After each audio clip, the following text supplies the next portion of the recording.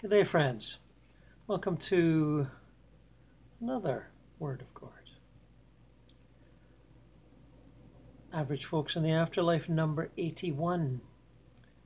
And I'm still interested in the work of David Spangler here. This is called Subtle Worlds, an Explorer's Field Notes. And published 2010. And I'm not going to sum up the whole book, but there are definitely some episodes here, episodes of exploration and discovery that I feel will be of interest to you.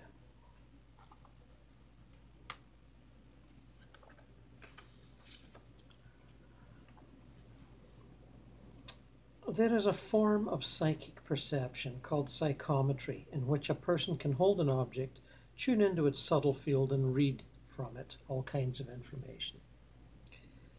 I had a friend some years ago who was able to do this quite skillfully and easily. She was often hired to go on archaeological expeditions to psychometrize things for archaeologists and the sort of things they would dig up and hope to give them information about what it was and the culture it came from. But in this exercise, I'm not asking you to do this.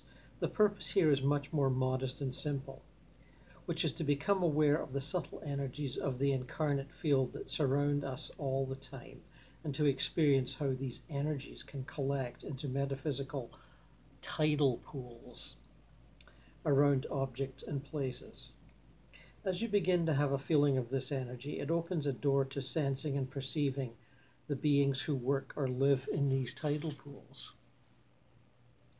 What I've described so far is like finding the tidal pools and seeing the water in them.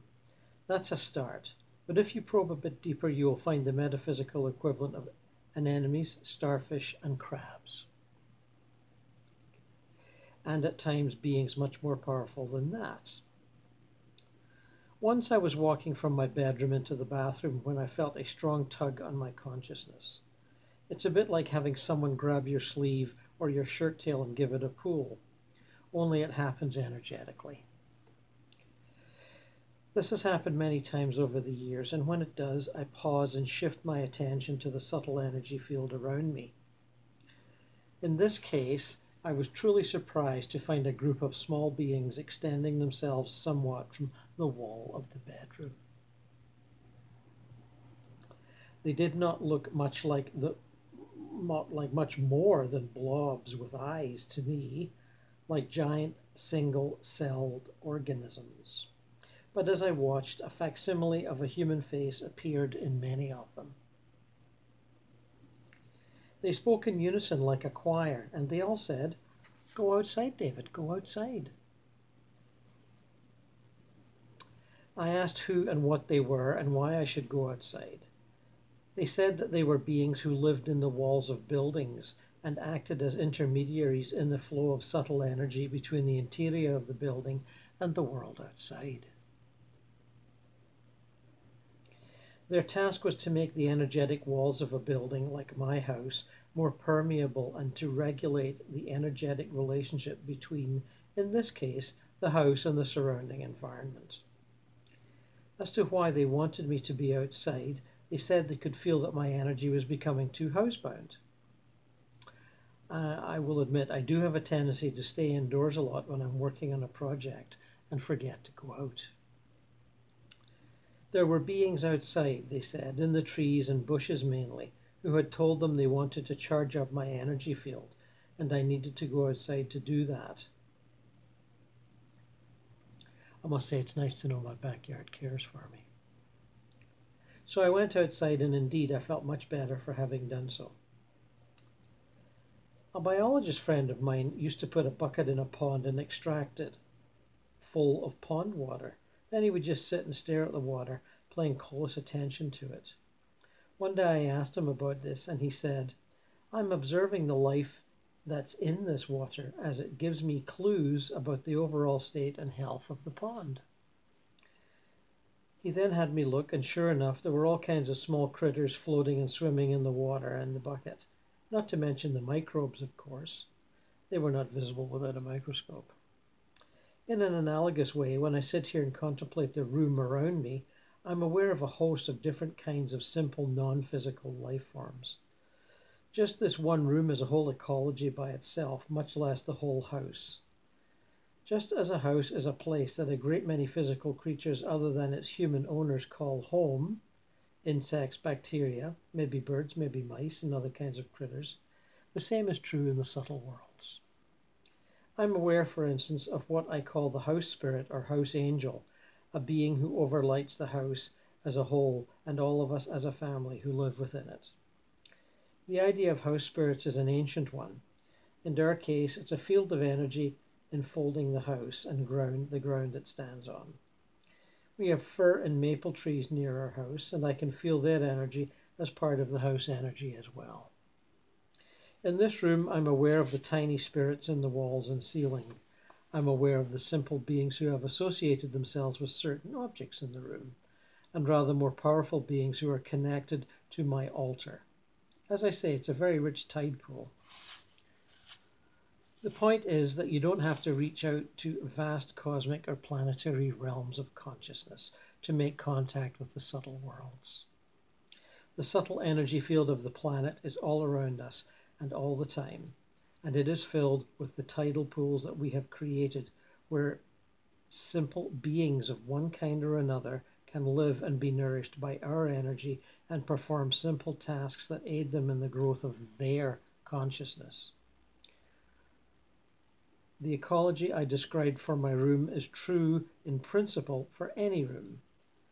Your workplace is a tidal pool as well, which may repay your investigation and sympathetic attunement.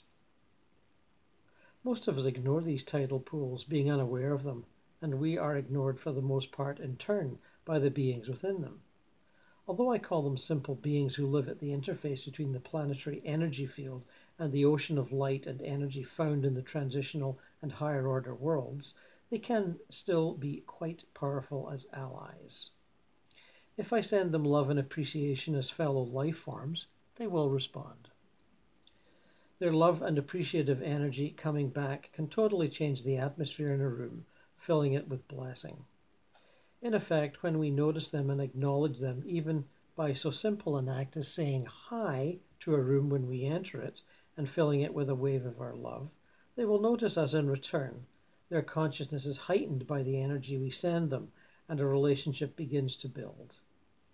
This relationship in turn can be hugely supportive and empowering, particularly when it comes to time to extend your consciousness outward into the more distant subtle worlds. That is, to go upslope. And their help can be invaluable as well when performing subtle activism. When it comes to engaging with the subtle worlds, wading in the tidal pools is a good place to start. And my education in experience and reading would term these small beings elementals.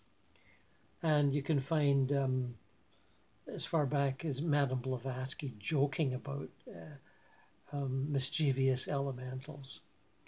And a number of theosophical writers will talk about the same thing. They're very small units of energy, smaller, simpler than, fairies or elves, for example, and are seen to be the initial rung on the giant ladder of being, of consciousness, as we move up, through animals and trees and ourselves to angels and archangels and devas, etc. And I certainly talk to my house angel and say hi to various rooms as I go in and out.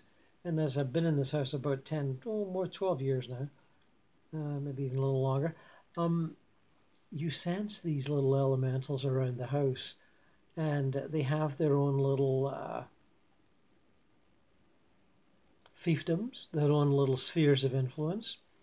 And there's a little bit of, elbowing and shoving about who is in charge of what and who gets to do what when. And the house angel seems to be the kind of like the butler. It's very much like Downton Abbey, where, the head of the house comes in and talks to the butler about various concerns, and then the butler talks to other people beneath him, and the whole thing, everyone works as a team. Well, I find the elementals in this house to be a similar, the more I'm here and the more I talk to them, the more they get a little irritated if I don't talk to them. They feel a little, always being a little snooty today, or, this sort of a thing. I mean, they are respectful and kind and loving, but they do like to be acknowledged. And I acknowledge the house angel every time I go in and out. And I thank him for looking. He seems to be a sort of a male spirit, for looking after the house while I'm gone, which he does, and taking care of things.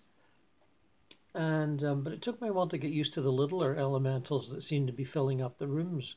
I mean, I knew they were in the garden, and I talked to the garden ones quite a lot, and felt that they were guiding me in my planting and care of the large back garden. It was a co-creative activity, but I really felt like that even if they weren't telling me what to do, they were whispering in my ear saying, oh no, don't do that, do this. So, yeah, much to learn from our elementals.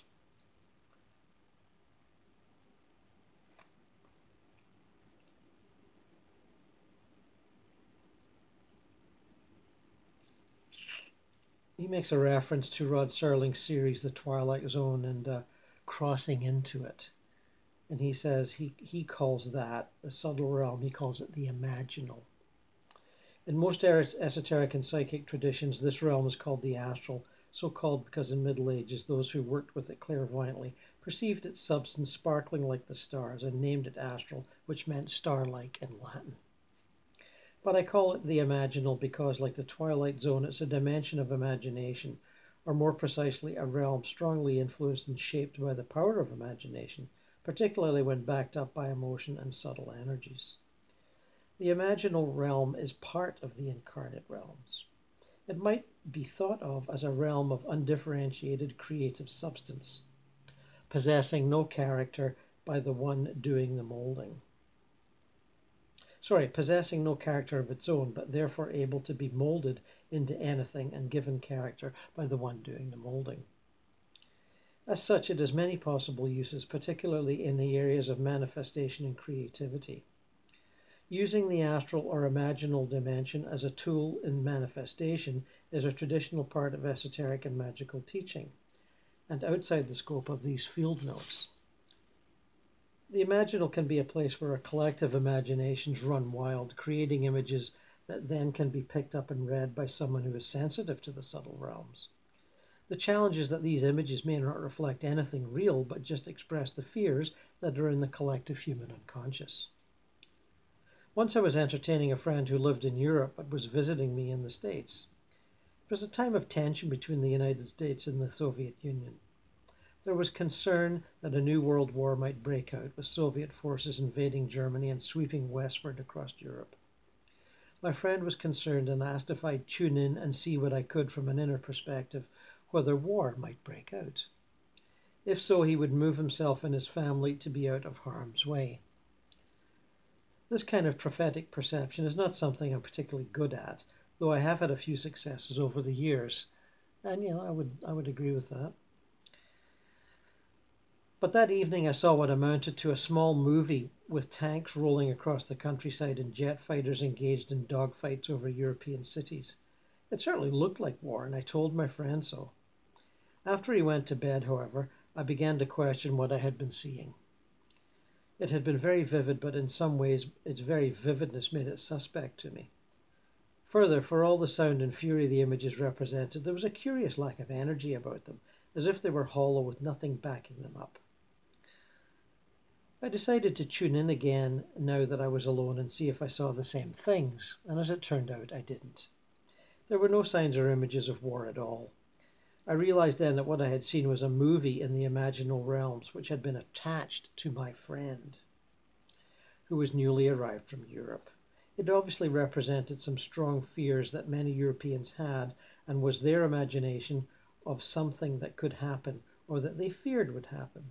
But there was no reality behind it all. there would be no war.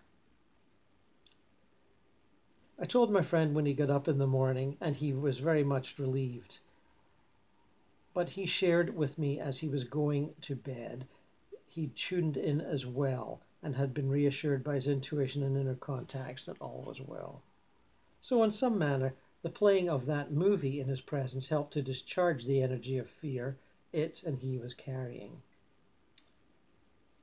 I've had similar experiences with the recent tensions with North Korea, which only this morning is being reported as lessening considerably, as if we hadn't guessed from the Winter Olympics and all that, playing nice between North and South Korea. And now it seems like President Trump is going to agree to have some talks. So I felt in the time of tension that was the case. It was all theatrics and negative thought forms. And basically the same couple of years before the sort of sanctions led to talks and some kind of a treaty with Iran. I felt that was all theatrical saber rattling and would not amount to anything remotely warlike. Although people around me disagreed, but that was my take on it. And I felt I was tuning into thought forms, negative thought forms then too. These movies are one variation of a common phenomenon of the imaginal realm, a phenomenon that's important to consider and understand when it comes to exploring and engaging with the subtle worlds. This is the phenomenon of thought forms, and it's what I want to focus upon. If you think of a chocolate cake, you've created a thought image which is a particular shape. Through the influence of your imagination on your own personal subtle field, it will become part of that field for as long as you think of it. If you invest that image with enough emotional energy and mental energy, particularly in the form of desire and will, you can propel that image out of your personal subtle field into the subtle energies of the imaginal realm. And at that point, it becomes a thought form. Under the right circumstances, it can detach from you and gain a semi-autonomous existence, assuming it can draw energy from somewhere else to sustain it.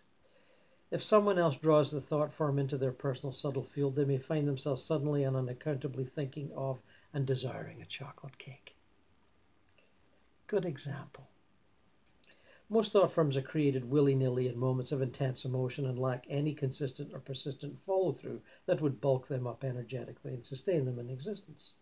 They dissolve fairly quickly and never get beyond the aura of the person who created it. I think in one of his illustrated books, Ledbetter, I think maybe it's Thought Forms, the artist has created little images in someone's aura to show how that happens. And I may drag that in and show you. They dissolve fairly quickly and certainly never get beyond the aura of the person who created it. But some become much more long-lasting and can even gain an autonomous existence. At that point, they act like a being, seeking to fulfill the objectives for which they were created. They become like a non-physical robot following their programming, and like a robot, they normally have little or no flexibility to change or transform. Thought forms can become very complex and powerful, though, particularly when they are born from the imaginations and emotions of large collectives of people. Any religion, for example, can be the source for numerous thought forms shaped, held, and empowered by the faithful. Many such thought forms can be benign and helpful, but some, particularly when born from emotions of anger, hatred, fear, or aggression, can become toxic and harmful. And as a thought form becomes more energized and complex, it can begin to act more like a being, gaining a flexibility of choice and direction. But they're still robots at heart. Many thought forms existing in the imaginal originate from stories we tell in mythology or in novels and movies, other forms of popular entertainment. They take shape and continue in existence because people continue to imagine them and give them energy. It is possible, for example, to find Superman or Sherlock Holmes in the imaginal realms. An example of this, my friend Ogilvy Crombie, Rock, as he was known to his friends, the Scottish gentleman who was the primary contact with the nature spirits at Findhorn. And there's many tales to tell of Rock, and we'll get to those another time. Tells of travelling across the island of Mull off the west coast of Scotland. Peter Caddy, one of the founders of Findhorn, was driving, and the two of them were going across a particularly desolate, windswept region. Rock, as he was known from his initials, suddenly felt that they had entered a patch of dense, unpleasant, negative, subtle energies which stayed with them for miles. They could see no reason for the negativity outwardly, but psychic atmosphere felt dense nonetheless. But midway through this area, Rock spotted a movement along a ridgeline of a group of hills near the road. As he looked more closely, he saw to his astonishment that it was a group of orcs coming over and down the hillside. They were exactly as described by Tolkien in the Lord of the Rings trilogy. Rock realized he was seeing them clairvoyantly and that their presence was due to the negativity and the subtle energies in that area. They were not real orcs, of course, Rock told me later in describing this experience, but enough people have now read Tolkien's trilogy that the image of orcs has become part of the inner worlds and can be used like a suit of clothes by inner beings with a negative bent. This story illustrates that the imaginal realm is not just the province of human thought. Subtle beings can use it just as well to create forms with which to contact human beings or simply to make contact with a physical level. In doing so, they can borrow images supplied by the human imagination, like browsing through a giant costume shop. And to an extent, fairies do this. They are sort of spinning balls of light, essentially, but they interact with us a lot, and they like to, and have done for at least 100, 200 years, taken on images from our imaginations and dress up, because it amuses them to dress up like that. And thus we see all these drawings by humans of fairies in cute little costumes.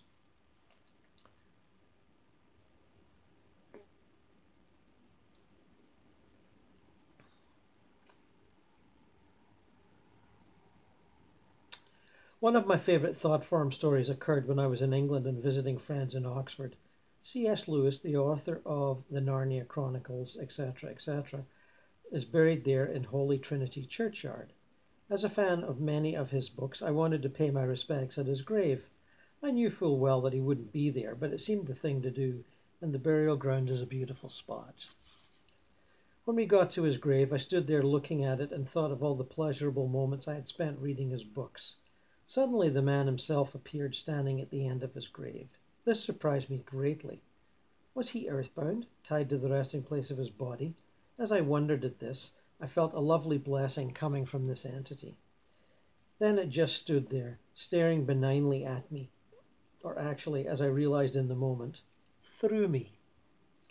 Cranking up my own sensitivity to look more closely and deeply, I realized that there was no soul force animating this figure and that it was in fact a thought form of Lewis. It lasted for a moment and then it disappeared. Apparently, like one of the audio-animatronic robots of famous people one encounters in Disneyland, it had been created, whether by Lewis or not I couldn't tell, though I doubted it, in order to respond to well-wishers who came to the gravesite. Its single and simple purpose was to give a blessing of love, triggered by the proximity of thoughts of appreciation about Lewis and his writings. In other words, it was programmed to respond to the presence of a fan. It was a very benign and sweet thought form indeed, and I did feel blessed by it. The reason I bring up the topic of thought forms is that anyone exploring the subtle realms is almost certain to run into them from time to time. Sometimes it can be difficult to tell one apart from a real being, particularly if it's well-formed and relatively complex in its behavior, or if it's being animated and used like a suit of clothes by a living consciousness. This can be a problem because such costumes can be used for deceptive purposes. Discernment is important, and that's an issue I'll discuss later.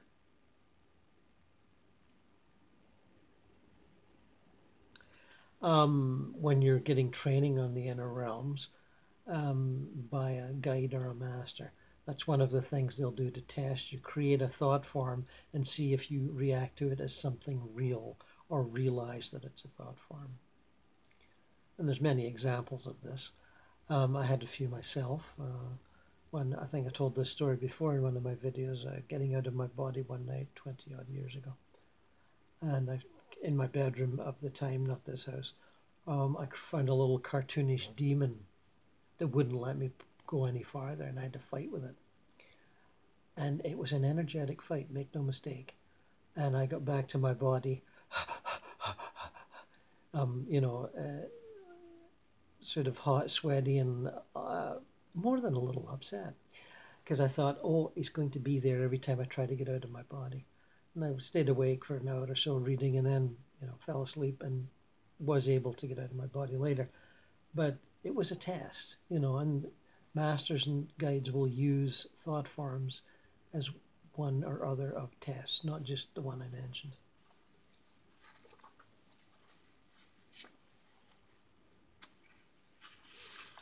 After the imaginal realms, he has other realms he talks about, including the transitional realms. For instance, I've been to 2 areas in what I call the transitional realms that appear to be holding areas for vital energies, both designated for and arising from particular species or parts of the world. The most powerful of these to be a world entirely full of trees and nothing else. It's a realm of forest, and from what I can tell, there are representatives there of every tree that exists or that has ever existed. Perhaps there are representatives of trees yet to make an appearance in the physical world as well, but I do not know that for sure. I find this place to be overwhelming in its power and its beauty. It has an awesome presence, as is every tree in the world, no matter what kind, is part of a single vast being whose manifestation is forest. I have a special feeling for trees. They are among the most powerful and important species now on Earth. Apparently one of the few who, like human beings, can reach directly into the higher order worlds and beyond and invoke and channel subtle energies from those vaster levels of life. When I'm out for a walk, I always make a point of greeting and exchanging blessings with trees that I pass. Sometimes when I do this, I can feel the presence of this forest in return. But it's when I stop and lean against a tree and just tune into it that I'm most likely to find myself in this forest world, the sole home for the tree against which I am leaning. Sometimes I attune to this place, to the presence of forest, when I want to help a particular tree or group of trees. On one of my walks, for example, there are a few trees in a line that are on a spit of land that is in effect a narrow peninsula between a major highway and the road leading into my neighborhood. Yes, we all know one of those, don't we? Those trees are essentially cut off from other nearby trees and almost surrounded by roads. When I touch them, I can feel a certain sadness and loss of vitality because of that. And I make it a practice to attune to them and attune to forest, calling down the blessing of that inner presence to that particular tree. Those particular trees. The trees are not disconnected from forest, but their environmental conditions make that connection weak. It's as if someone speaking to you in a soft voice is being drowned out by static and noise from the surrounding worlds. What I do is amplify that voice through my own attunement to it. I always receive a thank you and blessing in return from these trees when I'm able to do so. The other holding realm that I have visited is one of stone and mineral, a world devoid of organic life, but vibrant with the living energies within minerals. On the occasions when I have entered this place, it appears to me as a place of mountains and deserts. But I think that is because I love mountains so much and because I have lived part of my life in the desert climates, such as the American Southwest, and have a love for desert as well. In fact, at times this world looks to me like the landscapes from New Mexico or Arizona, but without the cactus or other plant life. It is a place of power and beauty in its own right, a place where the spiritual light of the physical world is very strong.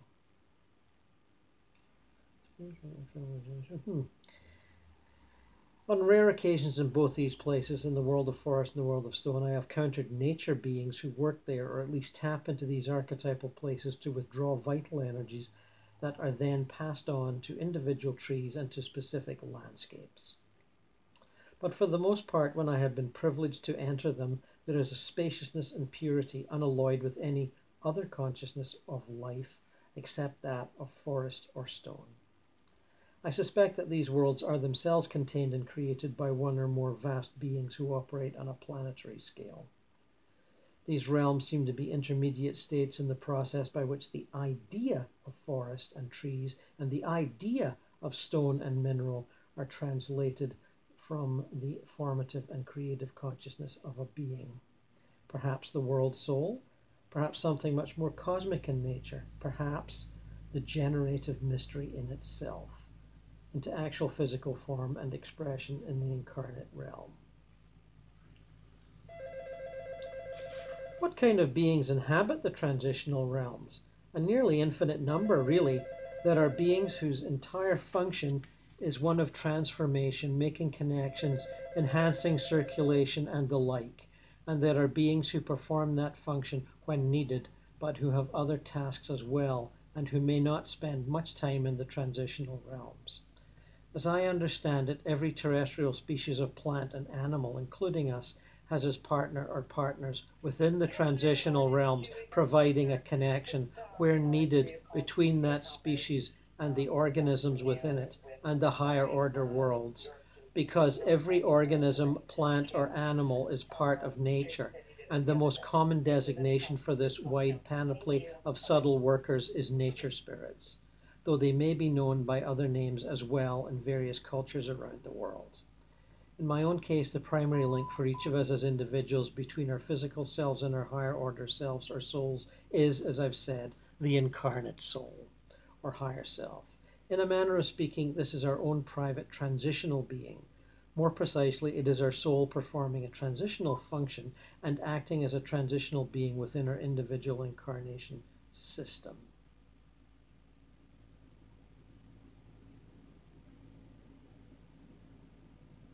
Because of what they do, the work of these transitional beings, and thus the energy of the transitional realms themselves, extends into the subtle dimensions of the incarnate realms and brings them close to Earth.